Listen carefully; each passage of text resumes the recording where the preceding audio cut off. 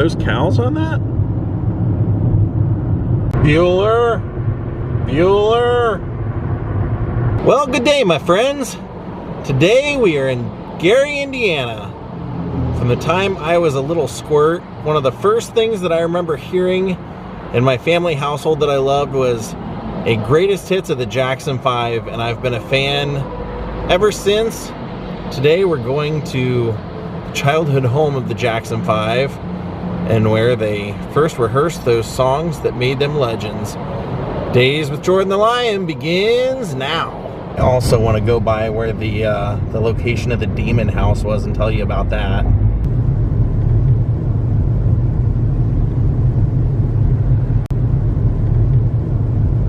We have made it. The 2-bedroom house that Joseph and Catherine bought when they got married for their, it was 10 kids. One of them passed away at birth, I believe. It was a twin. They raised 9 kids here. I believe it's a museum. It's just not open because of COVID, and it hasn't been open for a while that I could see online. But here was the little home. You can see it's got a little statue here. Very likely something that was from the Jackson estate, because it looks like the kind of stuff that Michael loved. He was an eternal child. Friend of mine. Well, I'll tell you, I knew someone very well that worked with Michael for many years, and I asked him one time what he personally thought of Michael, and he actually said, yeah, he's very, very intelligent. He's a genius musically, but yes, he's very much trapped in a 12-year-old mentality. This house was basically the story, and you can see right here they have something to Michael, even right there. It says, in loving memory, Michael J. Jackson, Michael Joseph Jackson, 1958 to 2009, you gave us a lifetime of love. The Jackson family, parents Joseph and Catherine, brothers Jackie, Jermaine, Marlon, Randy, Tito, sisters Janet, Latoya, and Rebe, and children Paris, Michael, Catherine, Prince Michael, and Prince Michael II Blanket. So the family history was that Joe was actually already married when he met Catherine. He was trying to be a boxer and was working in a steel mill and also played guitar in a band. And when he realized he was going to have to give up the boxing, he started working more on the other two. And Catherine had a job at Sears. She was wanting to be a country western singer, but I guess there wasn't much of a, or at least around here there wasn't as much of a market for a black country western singer. But she used to sing around the house, and so did Joe. So the kids got a healthy dose of music in their life. And so Joe had a band. The band was called the Falcons. It didn't really do well. Or I mean, they didn't get a deal or anything like that. And so he started to realize that his sons had some talent and started teaching Tito, Jackie, and Jermaine how to play instruments, how to start playing music. And he would make them practice together with, you can see people are leaving locks here with their initials. That's one of those like eternal love things that people do. We'll go around the side of the house because there are more memorials on this driveway over here. But he started having the 3 boys sing, and Michael and Marlon would kind of like hang around in the background because they were real little, and he would give them tambourines to play, and sometimes they would sing backup. And then Catherine realized that Michael was a really good singer and told Joe he should let Michael try and sing. And so Joe had Michael start singing some of the leads with Jermaine, and then eventually Michael would take over, and they would have to practice 5 hours a day. Here you can see that's Michael, 5 hours a day for 3 years before they would ever play their first show. Oh, that's great. Billie Jean, Thriller. It's kind of a conglomeration of different images from that time period. And then up here it says his sisters' names. It says his parents, Joseph and Catherine, but then check that out, it's got his glove. And then we also have one for all the brothers' names, and then the mayor put the historical landmark plaque right there for the town of Gary. So as we keep going around the house, they had a corner house. You can see that they leave these out here so people won't deface the fence. They put, and people are stopping here the whole time I've been doing this, they put this here so you can sign it and leave a message for Michael. You know, the whole family, but mostly people come for Michael. So they had to practice relentlessly, 3 years, 5 hours a day. And if they made mistakes, Joe would yell at them, ridicule them, call them names, sometimes fight them, hit them, whip them with belts. And Michael said he used to get it the worst because he used to fight back, and he also was the youngest, so it was very traumatizing to him. He would tell in interviews that his dad would always say he had a big nose and make fun of him and things like that. So he said he always had a complex about his looks, and his dad would say, yeah, you got a huge nose. You didn't get that from me. You didn't get that from my side of the family. So they ended up becoming a pretty good group, as you didn't need me to tell you, but they became a good group, and Joe started having them do local gigs first. He did talent shows, and then if he could get them on it, believe it or not, strip clubs, they would perform live there. They would perform at opening for like Gladys Knight, the Temptations, and pretty much started traveling and everything. And Michael was like 9 years old, 10 years old. So they started doing all that and becoming kind of well known. And then they played a local talent show here in Gary at the Roosevelt High School, and Diana Ross was there and was just completely blown away by him. And they ended up getting a deal with Motown. They ended up moving out to Los Angeles eventually, living at Diana Ross's house for a while, living at Berry Gordy's house. When they made their first songs, recorded their first singles, the first 4 were instant hits, and they, I believe, hit the charts at #1. So you can see here on the one-way sign, people are leaving messages. So that's probably what they're trying to get away from with those boards. And then they did name this street after the Jackson family. So this was the house that they would have done their first years of rehearsal in, working out the dance moves along with the, because they were, I mean, heavily choreographed, as well as playing their own instruments and singing. It was, they were a really good group. And of course, Michael was a, they could tell even then, a very great performer. He was a prodigy. He had seen James Brown and kind of picked up that style of performing. And so they ended up becoming a huge group. Michael would, in between Jackson 5 tours and Jackson 5 records and appearances on TV, he would do solo records for Motown. And then Joe would end up deciding to leave Motown for the group and got him a deal with Epic Records where they got like 500% more of the royalties. And so the group left Motown, but Jermaine ended up leaving the group, and Randy came into the group, and they had to change their name because Motown had the rights to Jackson 5. They named themselves the Jacksons, and they performed like that for a while. And then Michael ended up firing his dad as his manager because he said, you know, for one thing, his dad was extremely strict. As I told you, he used to beat him and ridicule him and everything. But then Michael said as he got older, his dad wouldn't be like a member of the family. He said unless they were talking Jackson's business or Jackson 5 business, he would just mentally check out and walk out of the room while the rest of the family was hanging out. So Michael ended up moving to New York and doing The Wiz, and then developed a deep friendship there with Quincy Jones, and Quincy ended up helping Michael change the world of music with Off the Wall, which had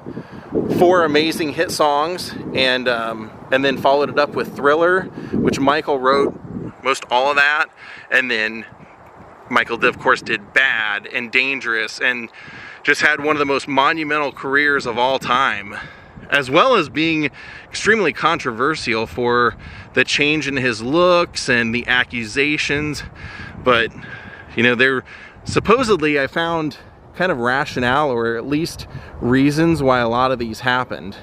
See, Michael was always insecure about his nose, and that his dad was making comments about his nose, but while dancing he ended up breaking his nose, and they had to go through and do rhinoplasty surgery, and when they did that, he ended up not being able to smell. He couldn't breathe very well out of his nose, so they had to go back in and keep correcting the nose until they could get it to where he could. And then, as you know, time and time went on where they continued to do work on his nose for years. I always loved his music. I mean, every album that he did I thought was monumental at different times of my life. Growing up, I thought Bad was just absolutely amazing.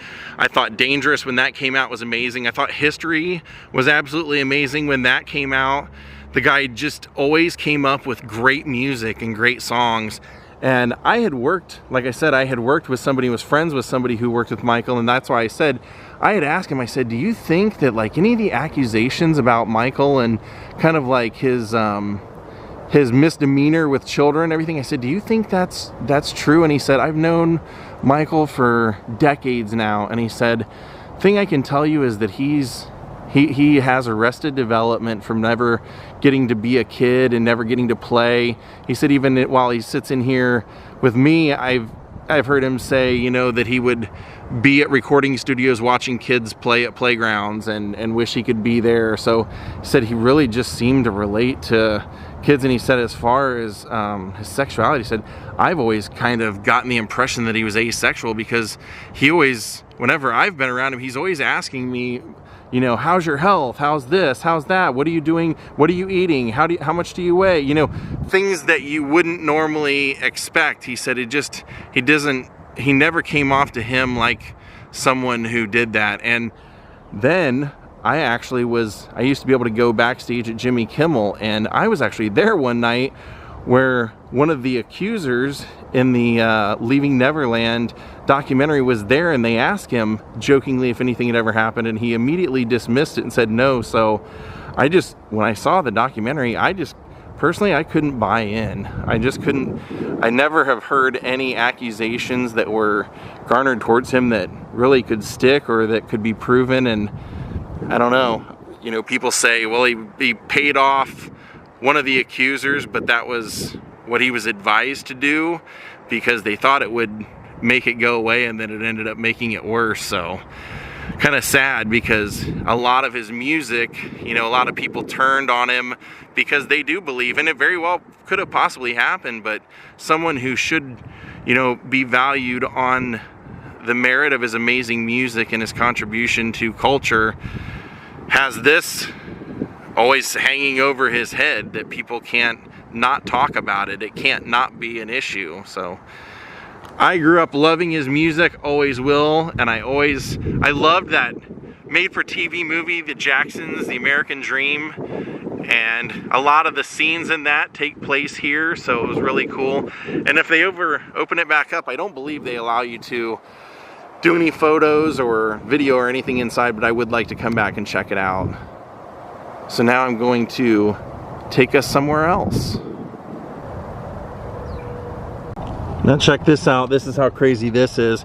We're leaving their house right here, and we're gonna go down this little alleyway street called Jackson Street right up here.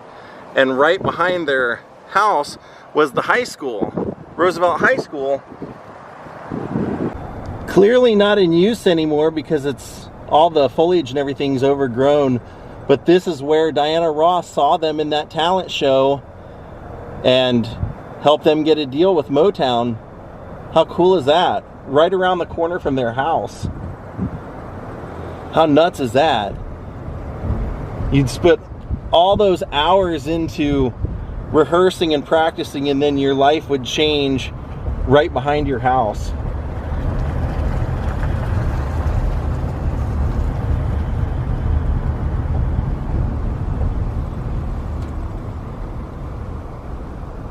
I grew up liking the musical The Music Man, and they sing a song about Gary, Indiana, so it's kind of crazy to be here because it is not at all what you would expect from the song. All right, now we're going to head about 1.5 miles away here in Gary. My curiosity is just getting the better of me. I want to see this while I'm here. I figure, why not?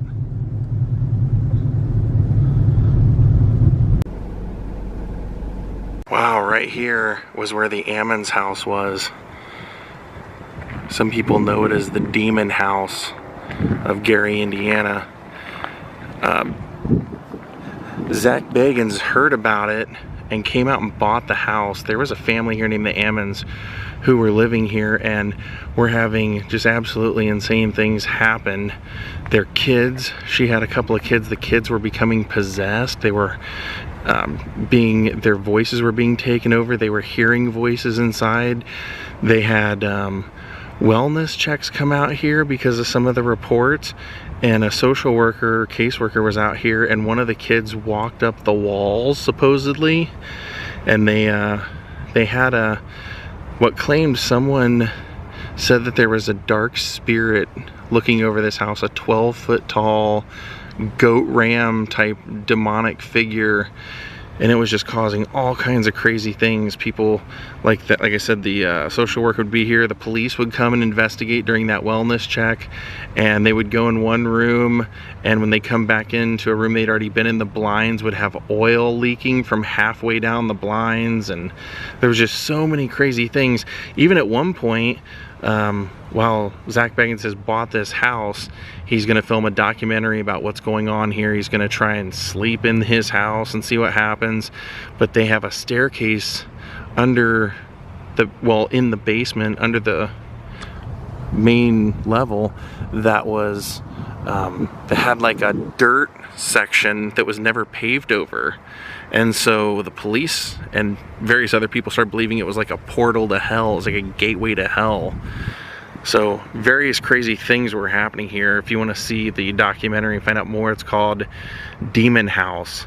But eventually, while he was investigating this, some of the people that once lived there years before the Ammons family came to visit and were telling their stories, and a couple days after they left, apparently one of the daughters that was there with them committed suicide by swallowing pills and trying to stab herself. So Zach ended up staying here. He ended up getting sick, and crew members were quitting left and right. All kinds of crazy things were happening. So he eventually decided to tear the house down. And here's the crazy part. The dirt and the items that were in the dirt that they found and the stairwell, he moved that all to his haunted museum in Las Vegas, and I've seen it. So I actually had seen the movie, the documentary, before I saw that staircase. So now seeing the actual plot of land where the Demon House was, pretty crazy, because he believed that this was the portal to hell, they believed, or one of.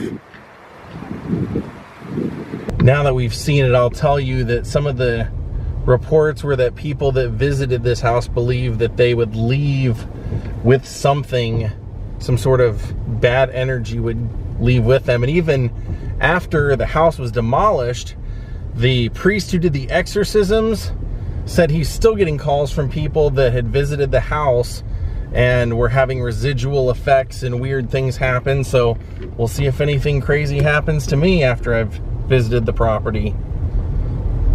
And to be fair, I did not stand on that grass at all.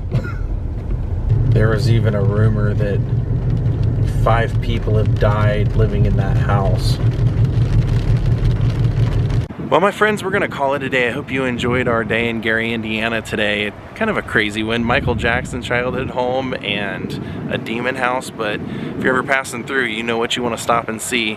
It's quite an experience. Have a great night, everyone. We'll see you all later. Goodbye.